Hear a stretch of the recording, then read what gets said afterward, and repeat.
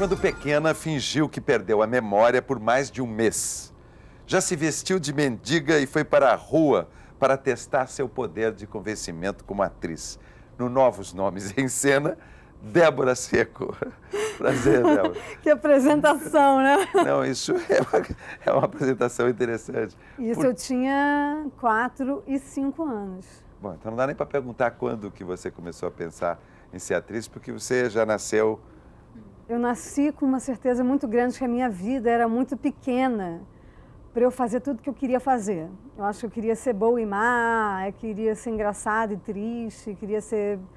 Enfim, muitas coisas, e que a vida era muito curta, assim. Eu perdi uma irmã quando eu era muito nova, eu tinha 1 ano e meio, ela tinha 5, e eu cresci ouvindo a minha mãe falar isso, que a vida era curta, que a gente tinha que fazer tudo que a gente tivesse vontade. Eu falava, mas eu tenho vontade de muita coisa, eu acho que nem se eu viver muito vai dar. E aí eu comecei a descobrir que o ator era o único que podia brincar de ser várias coisas dentro de uma vida de uma forma leve, nem sempre trazendo uma carga negativa para a gente próprio. Mas você, foi o Salem, Luiz Salem, que convenceu a sua mãe a deixar você fazer teatro? Na verdade, quando a minha irmã faleceu, a minha mãe foi fazer análise. E o analista dela falava que ela tinha que se soltar, que ela tinha que procurar coisas que ela gostasse de fazer e não ficar em casa lembrando desse fato. E ela foi indicada por uma amiga fazer aula na Cal. E aí na Cal ela conheceu algumas pessoas que chamaram ela para fazer a abelha do espetáculo tal. E ela ia muito a contragosto, e eu ia felicíssima, vamos mãe, o ensaio, o ensaio. E eu adorava a coxia, adorava o palco, adorava ficar no camarim. E o Salem falou para minha mãe, Silvia, desiste, você não nasceu para ser atriz, você é péssima atriz. Agora a Débora tem muito talento, ela gosta muito disso. Por que vocês não levam essa menina em algum lugar, deixa a foto, tenta, sabe? O máximo que vai acontecer não dá em nada. Mas ela quer isso. Eu queria ficar no teatro o dia inteiro. Minha mãe queria ir embora. Eu falava, não, mãe, eu deixei uma coisa ali, eu vou buscar. Só para ficar conversando com os outros atores. E você tinha uma combinação com sua mãe, com relação à escola? Era mais com meu pai, né? Meu pai é que era mais chato com isso. Menos de 8 parava de trabalhar. Então eu tinha que estudar muito para não parar. Porque para eles era uma brincadeira, era um hobby. Enquanto a minha irmã ia jogar futebol, eu ia para o teatro. Né? Enquanto todo mundo queria ir para a festinha, eu queria ensaiar. Eu adorava, sábado e domingo. Eu penso, se eu tivesse filhos e meu filho falasse para mim, mãe, sábado e domingo eu não quero brincar com os meus amigos. Eu quero ir para casa da Gavi ensaiar uma peça com um bando de maluco que fica falando para eu fazer e fazer e fazer eu tô adorando isso, eu quero isso. Eu ia perceber que minha filha tinha uma coisa. Uma vocação. Mas os meus pais não percebiam. Não percebiam, de jeito nenhum. Então cobravam muito essa coisa da escola e achavam também que era uma carreira difícil, que eu não ia ganhar dinheiro, mas eu sempre falei que eu não era muito preocupada com isso, assim, que eu queria ser atriz.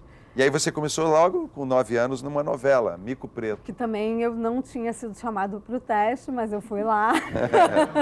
Estão vendo que vale a pena, né? Eu fui a última a chegar, me lembro que foi a Denise Sarraceni e o Avancini que fizeram o teste.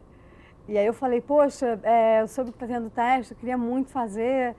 E eu fiz o teste super Débora, assim, eu estava muito nervosa e para conseguir fazer o teste, quando ela falou, ok, eu acho que não deu nem tempo de eu tentar interpretar, foi a Débora. E eu passei no teste e no dia seguinte o Denis Carvalho mandou me chamar. E eu passei o dia na praia com a minha mãe, a gente recebeu o telefonema de tarde, eu me lembro que eu fui para a emissora umas 7, 8 horas da noite encontrar o Denis. E eu estava roxa, vermelha da praia. Eu falei, não, essa menina não pode ser atriz, ela vai ser filha da Maria Padilha e do Tato Gabos, ela é preta. Eu falei, não, isso é sol, é que eu não, minha mãe, a gente não fica vermelho, a gente fica moreno, rápido. E quando eu assinei o contrato, que eu consegui convencer o Denis também com horas de diálogo, ele falou, essa menina louca de 9 anos está sentada aqui falando, não, eu não sou preta, eu sou branca. Eu assinei o contrato, desci no elevador e desmaiei no hall da TV Globo. Eu falei, meu Deus, agora acabou a minha carreira, já vão me demitir, a menina é doente, não pode ter emoções fortes. Mas foi, para mim, uma loucura, assim. Você fez depois o espetáculo infantil, né? Sapatinho Vermelho, com o Beto Brown. Isso. E logo depois aqui na Casa da Gávea, né? Foi aqui na Casa Você da Gávea. era menor do que a maçaneta? Eu ou era você era do tamanho da maçaneta. Da altura da Quando maçaneta. eu cheguei agora no camarim, foi muito louco. Porque eu estava muito maior do que a maçaneta. E Agora eu a Casa da batia Gávea é tão na menorzinha, né? A maçaneta era na altura do meu rosto. E era com Gilberto Gavronski e o Ricardo Blatt. O que você lembra desse espetáculo? Você aprendeu alguma coisa? Muito. Acho que eu comecei a trabalhar com pessoas muito talentosas e dedicadas e vocacionadas para a arte. O Gilberto era um diretor que conseguia tirar de mim mais intensidade do que eu, com aquela idade, poderia saber que tinha dentro de mim. Pô, imagino como esse espetáculo era intenso, porque, né? Alguém que convencia os pais. Mas eu não sabia isso conscientemente. Ele me dava consciência dessa minha Aprender a intensidade. lidar com isso. É. E o Ricardo é, acho que, a pessoa mais profissional que eu conheci até hoje. Chega 3 horas antes do espetáculo, gosta de montar o cenário junto com os cenotécnicos e ver se está tudo bem, experimenta o figurino, faz as trocas de roupa. E ele coloca cada adereço no lugar. E foi essa a minha escola. Assim como com o Beto, a gente trabalhava, era uma companhia, eu era uma atriz convidada, e a gente pintava o cenário. Eu me lembro que eu pintei o chão do Cacilda Becker no dia da estreia da peça, saí para Felipe Etá, pintamos caixas de sapato, botei a roupa e entrei em cena, sabe? Às vezes eu sinto uma saudade disso. Agora tem camareira, não sei o quê. É tanta eu também gente fiz muito pra isso no perturbar. próprio Cacilda Becker. A gente pintava o cenário, depois fazia o espetáculo. E era tão bom, assim, eu me lembro disso com tanta felicidade. Isso para mim era tudo que eu sonhava na minha vida. Foi realizado aqui, lá no Cacilda Becker, que depois a gente foi para o Teatro Ipanema. Mas você ganhou um prêmio, né? Com Ganhei a peça prêmio- do Beto Brown, né? Prêmio Coca-Cola. Prêmio Coca-Cola de melhor atriz. Na verdade, Atriz revelação. na categoria especial. Eles abriram uma categoria especial para isso. E eu fui super bem elogiada por todos os críticos, o que é super difícil. É. E Você foi consagrada pela crítica. fui consagrada pela crítica. Você sabe que você pode ser pichada pela crítica? E se a crítica te picha...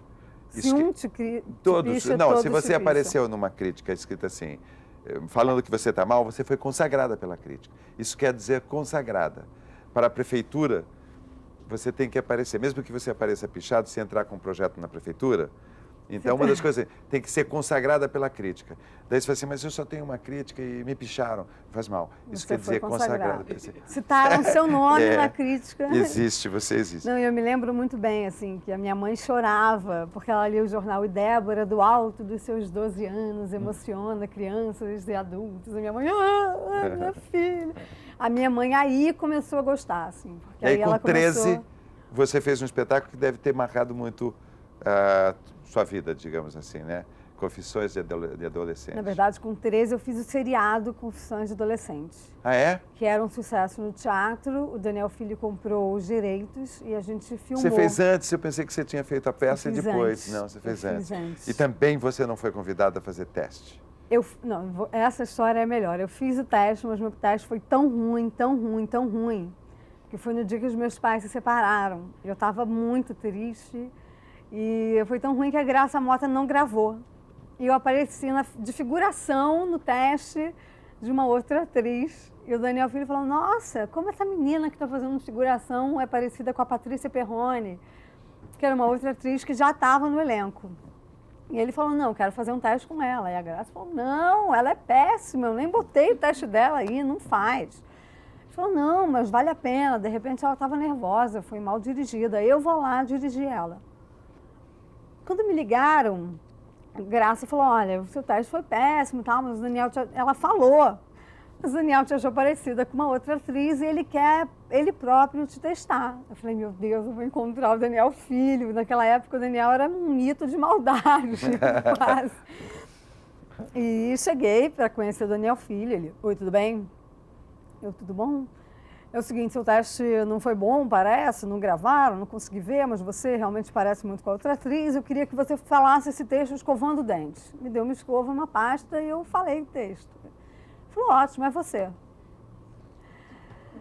Aí eu desmarquei toda uma viagem que a gente tinha feito, enfim, planos familiares. Eu desmarquei todos os meus planos familiares de viajar para a Disney com os meus irmãos, com meu pai, que tinha acabado de se separar, e essa primeira viagem do meu pai sozinho com a gente. Uma coisa super especial.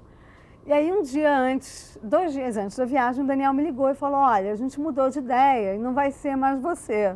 Eu falei, não, agora vai ser eu. Agora vou ser eu, sim, porque eu tinha uma viagem, eu desmarquei essa viagem, você pode ser o Daniel Filho, você pode ser o que você for, que vou ser eu. Você falou, você é um homem de palavra, eu sou uma mulher de palavra. Eu falei pra você que eu ia fazer e eu vou fazer. Se você falou pra mim que eu ia fazer, eu vou fazer. E ele gargalhava no telefone e falava, essa menina é louca, ela está discutindo comigo. Acho que ninguém na época devia discutir com ele. Eu falei, eu vou fazer e eu estou indo para ir agora, inclusive assinar o meu contrato já. Era um contrato onde a gente não ganhava nada, era um piloto, enfim. Se o piloto fosse aprovado, a gente ia assinar um novo contrato. E quando eu cheguei, estava ele e o Zelito, eram 3 sócios, o Zelito e o Euclides Marinho, os 3 rindo muito. E falando, realmente você é muito melhor atriz, mas a outra menina é filha de uma amiga, uma possível investidora. E a gente queria botar ela, mas a gente vai botar ela no papel da sua amiga, já que você foi tão incisiva. Falei, não, é o seguinte, eu sou mulher de uma palavra só, eu vou fazer, você falou pra mim que eu vou fazer, e eu falei, vou fazer, e a gente vai assinar essa história. E o Daniel falou, esse é o personagem que a gente procurava. Você aprendeu muito com o Daniel? Aprendi muito em termos de disciplina, assim, Daniel é uma pessoa que me ensinou a chegar no horário, a decorar o meu texto.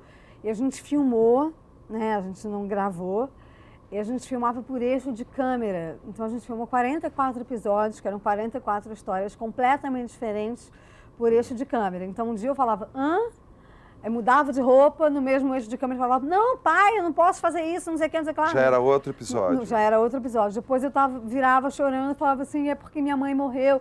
Então, aí no dia seguinte a gente fazia tudo de novo. Então, para mim foi um início muito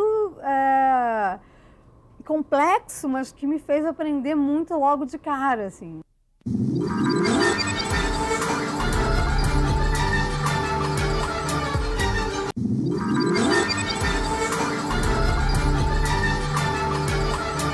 E Fernanda Montenegro? A Fernanda, para mim, é um exemplo de tudo, não só de atriz, acho que de atriz é óbvio para todo mundo, mas ela fez uma novela comigo. Teve uma cena que me emocionou muito, assim, porque eu durmo poucas horas de noite e durmo várias horinhas durante o dia, assim. Eu deitei um pouquinho e eu estou dormindo. Se eu deitar 5 minutinhos, eu já estou dormindo. Então, entre uma cena e outra, a gente esperava muito, eu dava uma lidinha e dormia, lia um pouquinho e dormia. E eu dormia no sofá, e no camarim só tinha um sofá com 2 lugares. Quando eu acordo, tá a dona Fernanda sentada no chão. Eu falei, Fernanda, 1000 desculpas, por favor. Ela, não, de jeito nenhum, aqui nós somos todos iguais. Nós estamos trabalhando para a mesma novela, você está cansada, você tem o direito de dormir, eu estou ótima aqui no chão. E a forma com que ela trata todas as pessoas, ela é, para mim, a mulher que eu quero ser quando eu crescer. E você fez um papel numa peça que a Fernanda já tinha feito, né? Ela fez, não era o mesmo papel. Não era o mesmo papel. Lágrimas Amargas, de Petra von Kant. Quem fez o papel foi a Denise Weinberg.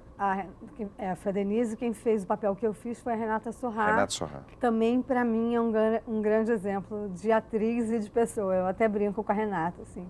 Depois eu vou comprando os direitos das suas peças e vou montando o que você montou, assim. Para fazer o grande e o pequeno. Eu quero muito fazer Shirley MacLaine, que ela fez e foi lindo. Aí um dia eu falei, eu queria comprar os direitos do texto da Débora. Esse personagem tem uma filha da sua idade, não dá para você fazer ainda. Mas eu sou e o Tony muito Ramos? fã. Tony, para mim, também é esse exemplo de ator e ser humano fantástico, incrível, que está sempre de bom humor. A gravação atrasa, a câmera quebra, você tem que ficar até as 4 horas da manhã para passar ao fundo da cena de outras 2 pessoas e ele está lá feliz, rindo, achando tudo aquilo maravilhoso, assim. Me surpreende muito hoje. Eu tenho alguns anos já de televisão e eu vejo que hoje os atores que chegam para trabalhar, que têm 1, 2 anos, reclamam muito de estar ali esperando e pedem para ir para casa e querem ir embora.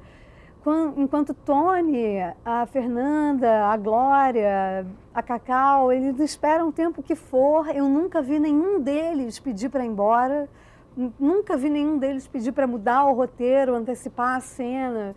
E hoje eu vejo todo mundo que acabou de chegar falando, não, já estou aqui há 2 horas, eu quero ir embora, não posso ter a primeira e a última cena do roteiro. É claro que a gente, né, sabe quando é um absurdo e quando não é, mas eu vejo eles como um exemplo de profissionalismo. Eles sabem que eles estão ali exatamente para atuar e esperar, que também faz parte do nosso trabalho. Você acha que existe uma função nesse trabalho? Serve para alguma coisa? Ser atriz? Eu acho que serve muito, assim. Acho que serve muito para ensinar, para alegrar, para despertar nas pessoas, de repente, coisas que elas não têm. Eu acho que a arte é fundamental nisso, tanto livro, quanto filmes, quanto peças. Eu, pelo menos, sou muito movida a isso. Eu vejo um filme e isso desperta em mim uma Débora que eu não conhecia, ou um romantismo, ou uma curiosidade por tal livro, ou por tal autor, ou eu leio um livro e me desperta uma curiosidade sobre tal loucura, tal Quais são os forma seus de autores viver. prediletos? Eu amo a Clarice Lispector, amo o Gabriel Garcia Marques. Acho a forma dele de escrever muito complexa, isso instiga em mim uma curiosidade muito excitante.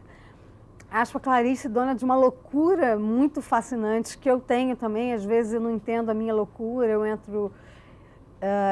é muito comum para mim entrar em depressões por não saber quem eu sou, onde eu estou, o que eu quero, o que eu estou aqui, o que eu vim fazer. Eu acho ela muito parecida comigo nisso, assim. Quando eu a li pela primeira vez, eu falei, nossa, eu podia ter escrito isso, assim. É tão meu, sabe? É tão próprio. E seu encontro com Chico Buarque de Holanda, como é que foi? Ah, não me fala, isso que eu vou chorar. Olha, Chico, para mim, acho que meu encontro com Chico foi na barriga da minha mãe. A minha mãe ouvia Chico durante toda a minha gravidez. Eu nasci, meu parto foi ao som do Chico. Eu ouvi Chico a minha vida inteira. Acho que as letras do Chico, para mim, traduzem a minha vida, cada uma parte. Hoje eu vim ouvindo no carro para cá Mil Perdões e falei, nossa, como ele é inteligente. Que pessoa é essa? Da onde saem essas palavras? E eu cruzei com ele há pouco tempo e eu não consegui falar uma palavra que fosse, assim. Queria muito ter falado mais e depois consegui até mandar um e-mail para ele, mas com a poesia que eu escrevi para uma música dele. Mas não consegui falar muito para não parecer uma burra, idiota ou qualquer outra coisa, porque para mim ele é talvez o ser humano mais interessante que eu já cruzei na vida. Você nunca quis ser famosa, é isso? Como é que você convive? Isso para mim é tão difícil, porque eu nunca quis ser famosa mesmo, assim, por mais que as pessoas duvidem e riam disso quando eu falo. Eu sempre quis ser atriz, isso era o meu objetivo. E comecei a trabalhar muito cedo e nunca tive muitos amigos. Isso foi uma coisa que me atrapalhou muito um certo período. Porque quando os jornalistas vinham falar comigo, aquilo era muito novo para mim. Então eu os via como os meus únicos amigos. Eles perguntavam, e aí, tudo bem? Eu falava, não, tá tudo péssimo, eu briguei com meu namorado, e não sei o quê. E eu tinha eles realmente como as únicas pessoas com as quais eu podia conversar, porque eu ainda não fazia análise, nunca tive amigos e de repente alguma pessoa se interessou por mim, se interessou pela minha vida, quis me ouvir. Era muito raro eu ter alguém para poder falar, uma pessoa interessada em me ouvir. Então eu os via como grandes amigos e me abria por demais. De repente minha vida começou a ficar exposta.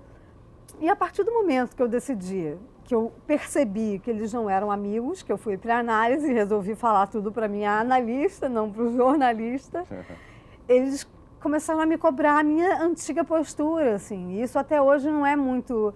Então eu dou uma entrevista, eu falo só do meu trabalho profissional e eles republicam tudo que eu falei há 10 anos atrás, como se eu tivesse falado hoje. Uma frase que eu falei sobre uma pessoa há 10 anos atrás, eles republicam como se eu tivesse falado hoje sobre uma pessoa de hoje. Então é muito difícil lidar com isso, porque não tem como parar, sabe? Às vezes eu falo, não dou mais entrevista. Eles pegam as minhas antigas entrevistas e publicam como atuais. Você pensa em dar uma parada uma hora para estudar, alguma coisa assim? Esse ano eu tirei para estudar, para cuidar de mim, para fazer minha casa, ser minha casa, né? Para eu habitar a minha casa, porque até então acho que eu morava mais no Projac do que na minha casa.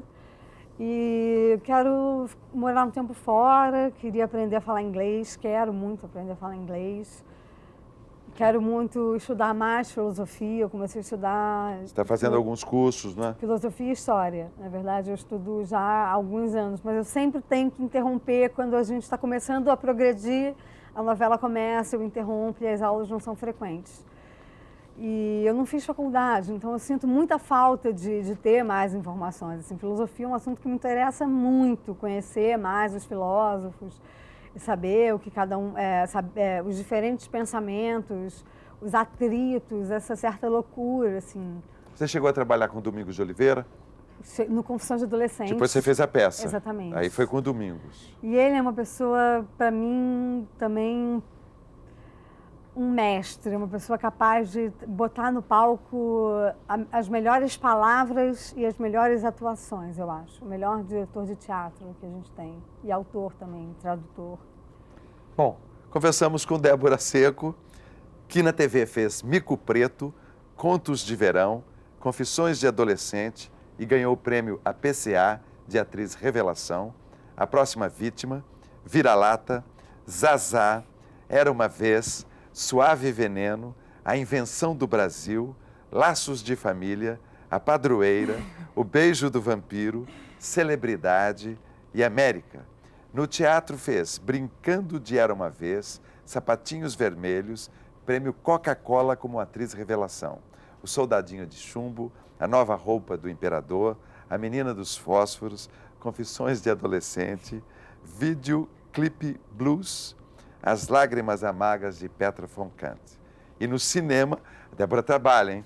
No cinema, Caramuru, A Cartomante, Xuxa e os Duendes, No Caminho das Fadas, Caceta e Planeta, A Taça do Mundo é Nossa. Parabéns, Débora. Meu tio matou um cara. E meu tio matou um cara. Olha aí os bem-TVs do Canal Brasil em seu habitat natural. Peraí, o narrador chamou a gente de bem-TV? Tô ligado, é porque os humanos acham que o som que a gente faz é bem TV. Isso não faz o menor sentido. Eles não sabem que o que a gente fala é... Imagina o dia que eles descobrirem que a gente tá o tempo todo falando